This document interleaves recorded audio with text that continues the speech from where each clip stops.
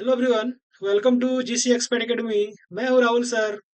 और आज हम लोग A to Z Jharkhand GK batch के अंतर्गत झारखंड की सामान्य जनजातीय के बारे में जानेंगे। देखिए, हमने जो बैच स्टार्ट किया है, मेरे बैच का नाम क्या है, A to Z Jharkhand GK batch. ठीक है, झारखंड जीके बैच। देखिए, ये बैच है, ये स्पेशली फॉर झारखंड जीके के लिए डिजाइन किया गया है। ठीक है, ये किसके लिए है? झारखंड जीके के लिए है। जिसमें आप जो जेपीएससी की तैयारी करते हैं, जो जेएसएससी के जितने भी एग्जाम होते हैं, जेपीएससी के, जेएसएससी के, सब में झारखंड जीके से प्रश्न आते हैं।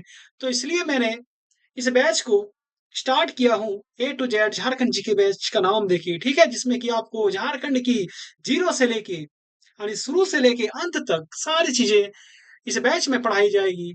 तो आइए स्टार्ट करते हैं। स्टार्ट करने से पहले जो भी हमारे चैनल में नए हैं, वो हमारे चैनल को सब्सक्राइब कर दीजिएगा और ज़्यादा से ज़्यादा लोगों को शेयर कीजिए, ताकि हमारी वीडियोस सभी छात्रों तक पहुंच सके। आइए स्टार्ट करते हैं।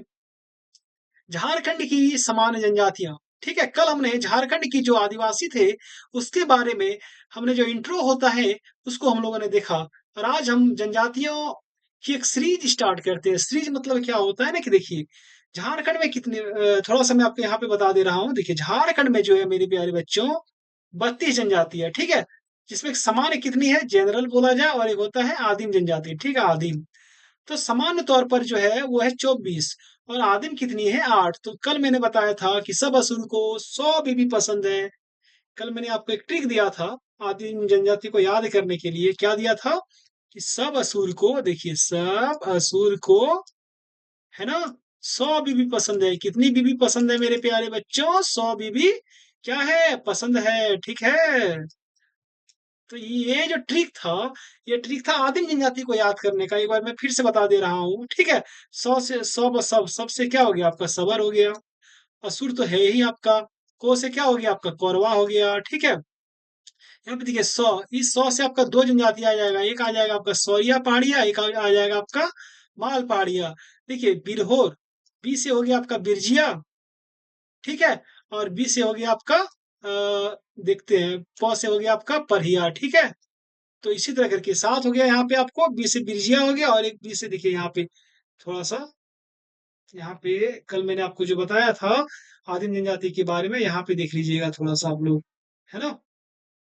देखिए, एक बिरहोर हो जाएगा आपका। ठीक है, होता है कभी कभी, हम भी इंसान हैं, भूल जाते हैं, है ना। तो एक बी से हो गया आपका, यहाँ पे देखिए बिरहोर। तो ये जो ट्रिक है, ऊपर लिख देते हैं, इस बी से हो गया आपका बिरहोर। ठीक है, तो इस तरह से हमने आदिम जनजातियों को याद करने का जो तरीका होता है, इसको मैंने स्पेशली एक ट्रिक के माध्यम से सजाया है। ठीक है, क्या है कि सब असुर को 100 बीबी पसंद है। ठीक, चलिए, ये हो गया आपका 8 आदिम जनजाति। आइए आज हम लोग आदिम जनजाति को भी एक एक करके, एक एक क्लास के माध्यम से देखेंगे। ठीक है, 8 है तो इसके लिए 8 स्पेशली क्लास को डिजाइन किया जाएगा। चलिए, आज हम लोग जानेंगे सामान्य जनजाति के बारे में।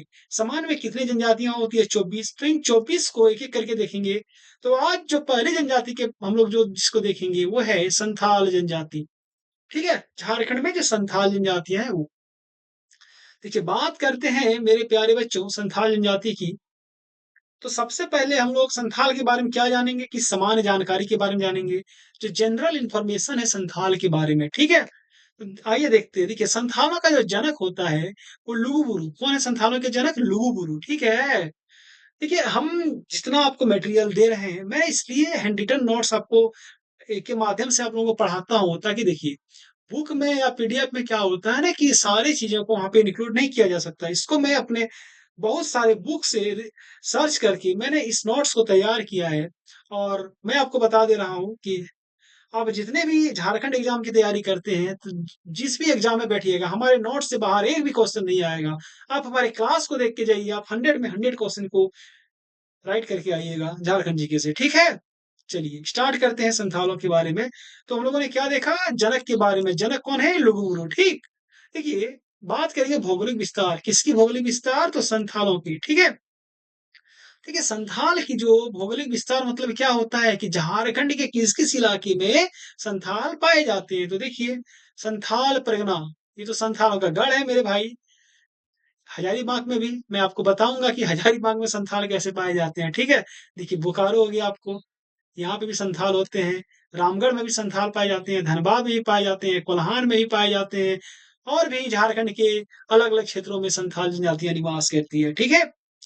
तो एक यहाँ पे नाम आता है दामिन एको। कौन सा वर्ड है? दामिन एको, ठीक है? आइए पहले हम इस वर्ड को जानते हैं कि दामिन एको जो वर्ड है इसका मतलब क्या होता है? देखिए दामिन एको जो है ये फारसी शब्द है। कैसा वर्ड है? फारसी शब्द, ठीक? और इसका जो अर्थ होता है वो होता है पहाड़ियों का आंचल। क्या होता है? पहाड़ियों का आंचल, ठीक है? तो ये जो दामिनी एको है मेरे प्यारे बच्चों, ये क्या है? ये संथालों का निवास स्थान है। यानी संथाल यहाँ पे निवास करते हैं दामिनी एको में, ठीक है? अब देखिए बात करते हैं संथालों का प्राचीन जो निवास स्थल है। प्राचीन मतलब पहले संथाल कहाँ रहते थे? अभी तो दामिनी एको में रहते हैं, चलो ठीक है, जहाँ पे रहते हैं उसको दामिनी एको कहा जाता है। लेकिन पहले कहाँ रहते थे? तो पहले देखिए, पहले साउथ, एक जगह का नाम है साउथ। कहाँ पे है? मिदनापुर में। ये मिदनापुर कहाँ है? तो वेस्ट बंगाल में, ठीक है? वेस्ट बंगाल में एक जगह है मिदनापुर। यहाँ पे भी एक जगह है साउथ, तो यहाँ पे पहले संथाल लोग रहते थे। अब मैं आपको थोड़ा-सा यहाँ पे एक चीज़ बता रहा हूँ, देखिए, ये आपका झारखंड का मैप हो गया, ठीक है? मैं जो बता रहा हूँ ना, ये बहुत ही कम, आप लोग बहुत सारे लोगों का वीडियो देखते होंगे, तो इतनी इन्फॉर्मेशन और इतनी डिटेल में कोई टीचर नहीं पढ़ाएँगे। देखिए, यहाँ पे एक जगह है साउथ, ठीक है? यहाँ पे एक जगह है साउथ, कौन क्या नाम है इसका? साउथ। ये वेस्ट बंगाल का जगह है, इलाका। यहाँ पे देखिए हो गया आपका हजारीबाग, ठीक है मेरे प्यारे बच्चों? ये हो गया आपका संथाल परगना। तो ये जो हजारीबाग है यहाँ पे, ठीक है, आप लोग देख रहे होंगे, संथाल पहले यहाँ पे रहते थे, साउथ में रहते थे संथाल, ठीक है? तो यहाँ से लोग माइग्रेट करके यहाँ पे आ गए, कहाँ पे? हजारीबाग में आए। हजारीबाग में जहाँ पे आए, इस इलाके को कहा जाता है चाई चंपा का इलाका। क्या कहा जाता है? चाई चंपा का क्षेत्र, ठीक है? अब देखिए क्या होता है कि यहाँ पे जो एक मलिक बयां थे, ठीक है, उसके द्वारा जब अटैक किया गया इस इलाके में, ठीक है, तो क्या किया, तो इन जो संथाल जो चाहे चंपा वाले क्षेत्र में बसे थे, ये संथाल यहाँ से माइग्रेट करके सीधे चले गए संथाल परगना में। ये कौन सा जगह है मेरे प्यारे बच्चों? ये है संथाल परगना में, ठीक है? और संथाल परगना में संथाल जहाँ पे बसे उस जगह को, यानी इसके निवास स्थान को क्या कहा जाता है? दामिनीय को का, दामिनीय को कहा जाता है, ठीक है? चलिए, तो आप लोगों ने मोटा-मोटी समझ गए होंगे कि संथाल कहाँ से आए झारखंड में पहले, और पहले आकर कहाँ बसे, फिर संथाल में उसका आना कैसे हुआ, ठीक है? चलिए, तो ये हमने क्या जाना? संथालों के बारे में जो सामान्य जानकारी थी उसको हम लोगों ने देख लिया। आइए आगे देखते हैं हम लोग, सामाजिक जीवन के बारे में जानेंगे, संथालों का जो सामाजिक जीवन कैसे होता है, ठीक है? तो आइए स्टार्ट करते हैं। देखिए सामाजिक जीवन में, देखिए संथालों का जो समाज होता है वो पितृसत्तात्मक होता है। कैसे होता है? पितृसत्तात्मक, है ना? तो इसमें एकल परिवार की अवधारणा है। देखो क्या होता है, एक होता है एकल परिवार, एक होता है संयुक्त परिवार। संयुक्त परिवार में क्या होते हैं ना कि वो उसमें फैमिली जो होते हैं बहुत बड़े बड़े, मतलब जैसे कि आपके दादा लोग 3 भाई हैं तो सब लोग मिलजुल के रहेंगे। और एकल एकल परिवार में क्या होते हैं कि आपके जैसे कि दादा लोग 3 भाई हैं, तीनों अलग अलग रहेंगे, तो वो होता है एकल परिवार की अवधारणा, ठीक है? चलिए आगे बात करते हैं हम लोग। बात करते हैं कि संथाली जो समाज है, ठीक है, वो 4 जो वर्ण बोल सकते हैं या फिर हड़ बोल सकते हैं उसमें विभक्त है। यानी संथाली समाज को 4 वर्ण या हड़ में विभाजित किया जाता है। तो देखिए ये जो वर्ण या हड़ होता है, ठीक है? तो ये 4 वर्ण या हड़ क्या है? ये देखिए यहाँ से एकदम सीधा-सीधा प्रश्न आते हैं, ठीक है? तो देखिए पहला हड़ हो गया आपका किस्कू, दूसरा हो गया मुर्मू, मरमू नहीं मुर्मू होता है, ठीक है? होता है कभी-कभी। तीसरा होता है सोरेन, चौथा होता है मरोडी। ये 4 हड हो गया आपका, या वर्ण जो भी बोलो संथाली समाज में, ठीक है? पहला हो गया किस्कू। किस्कू जो होता है वो संथाली समाज में राजा होता है, ठीक है? और मुर्मू जो होते हैं वो संथाली समाज में पुजारी होते हैं। जितने भी एसटी अनुसूचित जनजाति के लोग हैं, यानी संथाल जनजाति से, तो वो लोग इस चीज को समझ पा रहे होंगे, है ना? और बाकी हम लोगों को भी समझना है क्योंकि एग्जाम में यहाँ से प्रश्न आते हैं, तो बिना समझे तो कुछ होगा नहीं, है ना? अब देखिए सोरेन, सोरेन जो होते हैं वो सिपाही का काम करते हैं, और जो मरोडी होते हैं वो किसान का काम करते हैं, ठीक है? तो इस तरह से हमने हमने संथाली समाज के जो 4 हड होते हैं या वर्ण, उसके बारे में जाना। किस्कू, मुर्मू, सोरेन, हड। आपका एग्ज़ाम में कैसे क्वेश्चन आएगा, मान लें सुमेलित करने दे दिया जाएगा, ठीक है? जैसे यहाँ किस्कू है, सेकंड में मुर्मू रहेगा, एक साइड में ये रहेगा, आपको सुमेलित करना है। चलिए आगे बात करते हैं। देखिए संथाली समाज में जब हम गोत्र की बात करेंगे, तो 12 गोत्र पाए जाते हैं। कितने गोत्र होते हैं? 12 गोत्र होते हैं, ठीक है? अब आगे बढ़ते हैं शादी-ब्याह पे, ठीक है? देखिए झारखंड में बहुत सारे लड़के ऐसे हैं, छात्र ऐसे भी हैं जो नौकरी की आस में अब तक जिनका शादी नहीं हो पाया है, ठीक है? और हमारे झारखंड सरकार जो है, बाहरियों को नौकरी दे रही है ना? पता नहीं कब झारखंडी युवाओं के हित में वे सोचे, ताकि हमारे यहाँ के जो युवा हैं, उनकी शादी हो सके, है ना? अच्छी शादी हो सके। देखिए संथाल समाज में जो विवाह होते हैं, उसको बापला कहा जाता है, ठीक है? क्या कहा जाता है? बापला, है ना? तो आइए जानते हैं कि संथाल में जो प्रमुख विवाह के प्रकार हैं, तो कितने प्रकार के संथाल समाज में विवाह होते हैं, ठीक है? तो आइए उसको जानेंगे हम लोग। देखिए संथाल में क्या है, ये प्रमुख विवाह के प्रकार हैं। चलिए देखते हैं संथाल में कितने प्रकार के शादी-ब्याह होते हैं। पहला होता है किरिंग बापला। क्या होता है? किरिंग बापला। ये होता है अरेंज्ड विवाह, ठीक है? जिसको कि हम लोग एक तरीके से क्या बोलते हैं? अरेंज मैरेज, ठीक है? अरेंज मैरेज बोलते हैं। चलिए आगे। आगे देखते हैं, एक होता है सदाई बापला। एक होता है सदाई बापला, ठीक है? ये होता है क्रय मैरिज। क्रय मतलब क्या होता है भाई? कीन के, जो भी है। तीसरा होता है गोलाइटी बापला। गोलाइटी बापला मतलब होता है विनिमय मैरिज। विनिमय मतलब क्या होता है? देखिए बहुत ही शानदार ये गोलाइटी बापला का कॉन्सेप्ट है। मैं आपको थोड़ा बता रहा हूँ यहाँ पे। जैसे कि मान लीजिए कि अ अ, मान लीजिए अ, एक लड़का है राम, ठीक है? इसका शादी होना है। एक लड़का राम है और एक उसी की बहन है सीता, ठीक है? ले लेते हैं, है ना? और इधर हो गया आपका मोहन और इसकी बहन है गीता, ठीक है? इसकी बहन है गीता, ठीक है? तो देखिए अगर मान लीजिए कि ये लोग दोनों भाई-बहन हो गया और ये लोग भी दोनों भाई-बहन हो गया, ठीक है? मान लें राम को अगर गीता से शादी करना है, तो मोहन को सीता से शादी करा दिया जाता है। इसमें क्या होता है कि इसी को कहा जाता है विनिमय विवाह। यानी आप मेरी बहन से कर लीजिए, हम आपकी बहन से शादी कर लेते हैं, ठीक है? इसी को कहा जाता है आपको गोलाइटी बापला, है ना? संथाल समाज में। चलिए एक तरीके से अच्छा कॉन्सेप्ट है ना? ज़्यादा इधर-उधर दौड़ना नहीं पड़ता है, एक ही घर में दोनों पार हो जाता है। चलिए आगे बात करते हैं सांगा वापला। देखिए संथालों में जो विधवा विवाह होती है, यानी बहुत सारी महिलाएँ जो विधवा हो जाती है, उसकी जब शादी होती है तो उसी को कहा जाता है सांगा बापला, ठीक है? एक होता है जवाई बापला। जवाई बापला क्या क्या होता है देखिए, ये सेवा विवाह होता है। सेवा विवाह मतलब यही होता है ना कि अ, जो जाके जो लड़का लोग होते हैं ना, उसको जाके सेवा देना पड़ता है ना? एक होता है निर्वलोक। निर्वलोक मतलब क्या होता है? हठ विवाह होता है। देखिए निर्वलोक जो होता है संथाल समाज में, बड़ा शानदार है। इसमें क्या होता है कि जो लड़कियाँ होती हैं ना, ये मैं हठ विवाह की बात कर रहा हूँ। इसमें जो लड़कियाँ होती है ना? वो लड़कों के घर में जाके, है ना?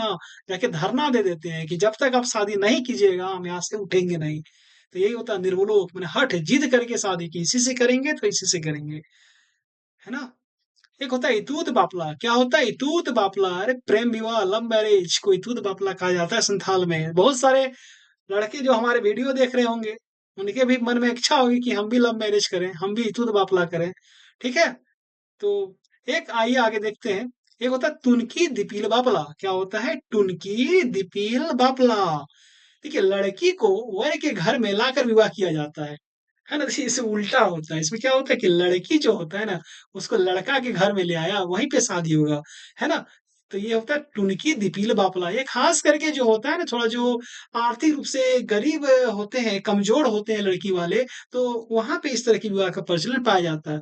तो आप लोगों ने संथालों में जो विवाह देखा, है ना? विवाह के प्रकार देखे, तो आप लोग अब कमेंट करके बताइएगा कि आप लोग इनमें से किस प्रकार के विवाह करना चाहेंगे, है ना? चलिए आगे बढ़ते हैं। देखिए संथालों में जो वधू मूल्य होता है ना? वधू मूल्य उसको कहा जाता है पौन। बहुत ही इंटरेस्टिंग चीज़ है और बहुत ही इम्पोर्टेंट है। मैं इसको एमबीबीआई कर देता हूँ, है ना? संथाल में वधू मूल्य को पौन कहा जाता है। देखिए संथालों में आगे बढ़ते हैं। एक होता है युवागिरी का कॉन्सेप्ट। जितनी भी तमाम जनजातियां हैं सब में युवागिरी का कॉन्सेप्ट होता है। इसको इंग्लिश में आप यूथ हाउस या डोरमेंट हाउस बोल सकते हैं। देखिए, संथाला की जो युवागिरी होती है वो होती है घोटूल। क्या होती है? घोटूल, ठीक है। और घोटूल देखिए, जब मान ली युवागिरी होगा तो उसको कहेंगे हम घोटूल। तो इसका संचालक भी कोई ना कोई होंगे। तो देखिए, इसके संचालक जो होते हैं वो होते हैं जोग मांझी, ठीक है। ठीक है, यहाँ जितनी मैं बता रहा हूँ सब एग्जाम की दृष्टि से एमवीवीआई है, मोस्ट वेरी वेरी इंपॉर्टेंट। ठीक है, इसलिए आप किसी भी चीज को स्किप या फिर हल्के में मत लीजिएगा, है ना। बहुत ही सर्च करके ये नोट्स को तैयार किया गया है, खास करके आप लोगों के लिए, है ना। चलिए आगे बढ़ते हैं, बात करते हैं गांव की। तो देखिए, संथाल में जो गांव होते हैं ना उसको आतो कहा जाता है। क्या कहा जाता है? आतो। ठीक है, संथाल के गांव को आतो कहा जाता है। चलिए अब आगे बढ़ते हैं। हम लोगों ने क्या देखा? हम लोगों ने सामाजिक जीवन के बारे में देखा संथालों का। ठीक है, सामान्य जानकारी को हम लोगों ने देख लिया पहले, है ना। सामान्य जानकारी कंप्लीट। उसके बाद हम लोगों ने सामाजिक जीवन को भी देखा। आइए आगे बढ़ते हैं। हम लोग अब यहाँ पे देखेंगे राजनीतिक जीवन के बारे में। देखिए, संथाला में जो राजनीतिक जीवन होती है वो कैसी होती है। देखिए, संथाला की जो शासन प्रणाली होती है वो कैसी होती है? मांझी परगना शासन प्रणाली। संथाला की जो शासन प्रणाली वो मांझी परगना शासन प्रणाली। अब देखिए, जो भी बच्चे हमारे इस वीडियो को पहली बार देख रहे हैं, तो मैं आपको बता रहा हूँ कि मांझी परगना शासन प्रणाली को मैंने पूरे डिटेल में पढ़ाया है। आप हमारी प्लेलिस्ट में जाइएगा, वहां पे देखिएगा, आपको मांझी परगना शासन प्रणाली मिल जाएगा। ठीक है, पूरा विस्तृत जानकारी वहां पे दी गई है, एग्जाम की दृष्टि से जो है बहुत ही महत्वपूर्ण है। आइए आगे बात करते हैं आर्थिक जीवन की। देखिए, संथालों की जो आर्थिक जीवन होती है वो किस प्रकार की होती है, उसके बारे में जानेंगे हम लोग। देखिए, संथाल का जो मुख्य पेशा होता है वो क्या होता है? कृषि करना। संथाल लोग कृषि करते हैं, ठीक है। उसका जो मेन जो ऑक्यूपेशन होता है वो होता है कृषि करना। बात करते हैं मुख्य पेय पदार्थ। देखिए, मुख्य पेय पदार्थ मतलब संथाल लोग जो पीने का काम करते हैं वो हड़िया पीते हैं। संथाल लोग क्या पीते हैं? हड़िया पीते हैं। बहुत कोई महुआ भी पीते हैं, लेकिन संथालों में हड़िया जो होता है उसका प्रचलन बहुत ज्यादा पाया जाता है। और संथालों में जो हड़िया होता है ना, इस हड़िया को पोचाई कहा जाता है। क्या कहा जाता है? पोचाई, है ना। अगर संथाल के अगर आपके इर्द गिर्द कहीं संथाल बस्ती है तो आप जाके बोलिएगा कि हड़िया दीजिए, तो हो सकता है वो लोग नहीं समझ पाए। अगर आप जाके बोलिएगा कि उनको पोचाई चाहिए तो वो लोग आपको आसानी से हड़िया उपलब्ध करा देंगे, है ना। चलिए, देखिए, संथाल समाज जो होते हैं ना वो बुनाई में भी कुशल होते हैं। ठीक है, बुनाई में भी संथाल समाज क्या होते हैं? कुशल होते हैं। तो इस प्रकार से हमने इसकी आर्थिक जीवन को देखा। आइए अब आगे बढ़ते हैं, हम लोग देखेंगे सांस्कृतिक जीवन की के बारे में। किसके बारे में देखेंगे? सांस्कृतिक जीवन के बारे में, यानी संथाल समाज की जो सांस्कृतिक जीवन है वो कैसी होती है, इसमें कौन से पर्व त्योहार पाए जाते हैं, आइए उस सबको जानेंगे।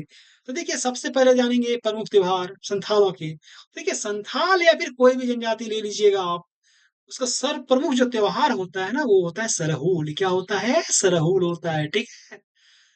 सेकंड में बात करेंगे तो सोहराय भी होता है। सोहराय जनवरी में मनाया जाता है और संथालों का सबसे बड़ा त्योहार है। बहुत सारे एग्जाम में आ चुका है कि संथालों का सबसे बड़ा त्योहार क्या है, तो क्या हो जाएगा? सोहराई, ठीक है। कब मनाया जाता है? जनवरी में मनाया जाता है। आगे संथाल समाज कर्मा भी मनाते हैं।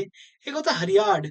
जब मैं आपको पर्व त्योहार पढ़ाऊंगा तो वहां पे मैं आपको एक एक चीज के बारे में एकदम विस्तृत रूप में बताऊंगा। अगर मैं अभी बताने लग गया तो वीडियो बहुत लंबी हो जाएगी, फिर आप लोग बोर होने लग जाइएगा, है ना।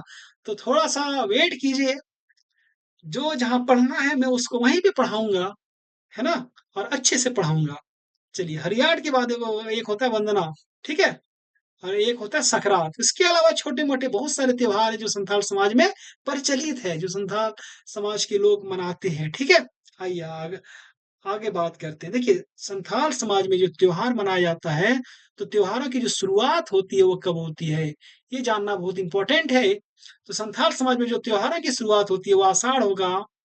कभी कभी होता है ना, लिखने में मिस्टेक हो जाता है। तो आषाढ़ माह से संथाल समाज में त्योहारों की शुरुआत होती है ना। चलिए अब आगे बात करते हैं कि महिलाओं के बारे में। चलिए, महिलाओं की जो पारंपरिक परिधान होती है, परिधान मतलब क्या होते हैं? पहनावा, क्या पहनती है महिलाएं, ठीक है। तो महिलाओं की जो ट्रेडिशनल पारंपरिक मतलब ट्रेडिशनल जो परिधान होती है वो क्या होती है? देखिए, महिलाएं जो नीचे पहनती है ना उसको पांची कहा जाता है, पांची। ठीक है, और जो ऊपर पहनती है उसको परहन कहा जाता है। महिलाएं पांची एक होता है वो कहाँ पहनते हैं, नीचे, है ना, नीचे मतलब क्या, कमर के नीचे, है ना, कमर के नीचे, और कमर के ऊपर जो पहनती है उसको कहा जाता है परहन। तो दो कॉन्सेप्ट चलता है, पहला पांची, दूसरा परहन, है ना। तो बहुत सारे चीजें होंगे जो आप लोग पहली बार सुन रहे हैं, ये पांची, परहन, है ना। तो आप लोग परेशान होने का काम नहीं है, जब एक दो बार आप लोग पढ़िएगा हमारी वीडियो क्लासेस को आप लोग नोट डाउन करते रहिएगा, है ना, ताकि बहुत फायदेमंद होगा आगे आने वाले सभी एग्जाम के लिए। तो देखिए पांची, परहन, पांची नीचे कमर के नीचे पहना जाता है, और परहन जो होता है वो कमर के ऊपर पहना जाता है। ये बात करते हैं हम आगे। ठीक है, चित्रकला की बात करेंगे। ठीक है, संथाल समाज में कौन सी चित्रकला जो होती है वो पाई जाती है, कौन सी चित्रकला प्रचलित है, उसको देखेंगे। देखिए एक होता है पैतकर चित्रकला, पैतकार। देखिए पैतकार होता है, इसको कहीं कहीं पे पैतकर चित्रकला भी लिखा जाता है, ठीक है, लिखा हुआ मिलेगा आपको। तो दोनों एक ही है, पैतकार बोलिए या पैतकर चित्रकला बोलिए, ठीक। चलिए, एक होता है भित्ति चित्रकला। क्या होता है, भित्ति चित्रकला भी संथाल में प्रचलित है। और आगे देखेंगे एक और चित्रकला होती है जादू पटिया। क्या होती है, जादू पटिया। जब मैं आपको चित्रकला पढ़ाऊंगा वहां पे हमको एक एक चीज पढ़नी है, एकदम मिश्रित रूप में पढ़नी है, लेकिन जगह पे पढ़नी है। ठीक है, हम एकदम सीरियल वाइज चल रहे हैं, ना इधर ना उधर, जो जहां पढ़नी है मैं एकदम उसी तरह तरीके से आपको पढ़ाते जा रहा हूँ। तो चित्रकला को भी पढ़ेंगे, है ना हम लोग। तो जब वहां पढ़ेंगे जानेंगे पैतकर चित्रकला क्या होता है, भित्ति क्या होता है, जादू पटिया क्या होता है। चलिए आइए आगे बढ़ते हैं, बात करेंगे हम लोग धार्मिक जीवन के बारे में। देखिए धार्मिक जीवन के बारे में जब बात करेंगे हम लोग, किसकी, संथालों की धार्मिक जीवन। देखिए संथाल लोग जो होते हैं ना अधिकतर कौन से धर्म को मानते हैं, सरना को। यहाँ पे एक चीज आप लोग जानिए, सभी संथाल जो हैं मोटा मोटी अगर माना जाए तो 95% संथाल जो हैं वो सरना धर्म को मानते हैं। बाकी 5% संथाल जो होते हैं ना वो अलग अलग धर्म को, जैसे कि हिंदू धर्म को भी मानने लगे हैं, बहुत को ईसाई को भी मानते हैं, है ना।